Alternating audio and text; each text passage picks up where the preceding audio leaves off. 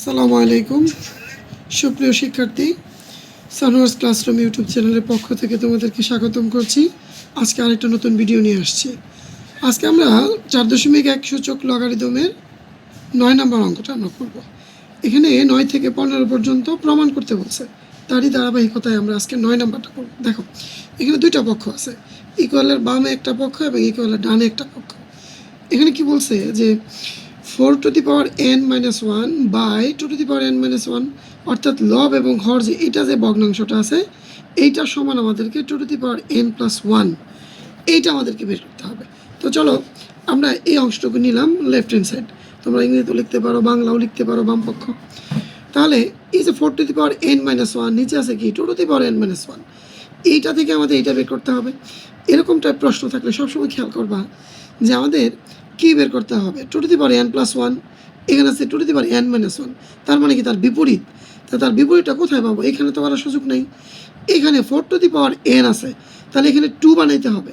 আচ্ছা আমরা যদি এরকম সূত্র পড়ছি তোমাদের অবশ্যই মনে আছে, a two the power m into n মানে ঘাতের ঘাত a two the power mn।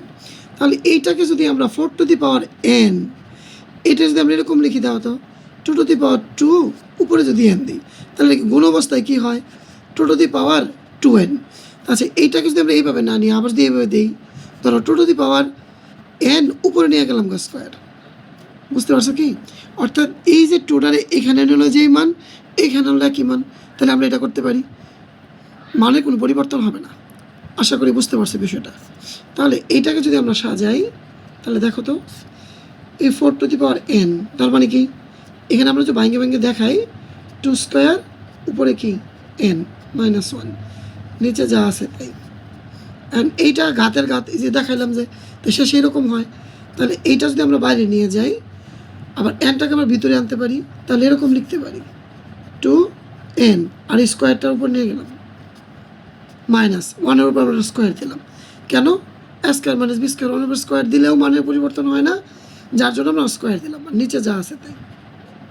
তাহলে এই ব্র্যাকেটের ভিতরে 2 টু দি পাওয়ার n এটাকে যদি আমরা a বলি আর এটাকে b ধরি, তাহলে a square minus B square, সূত্র কি a plus B into a minus B, যেরকম আমরা সূত্র জানি a স্কোয়ার বি স্কোয়ার সমান কি a plus B into a minus.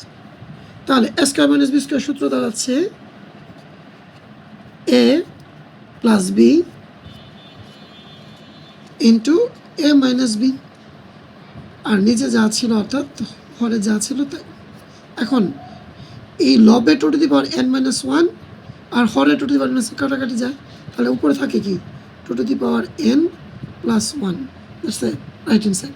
তাহলে আমরা লিখতে পারি অতএব left hand side equal to কি রাইট হ্যান্ড সাইড প্রুভড। হ্যাঁ, ইচ্ছা করলে তোমরা শুধু এইটুকু লিখতে পারতা equal to right hand side proved, তা লিখলে হবে। আশা করি তোমরা বুঝতে পারছো। তো চলো আজকে আমরা এই পর্যন্তই, পরবর্তী ভিডিও 10 নম্বর অঙ্কে আমরা চলে যাই।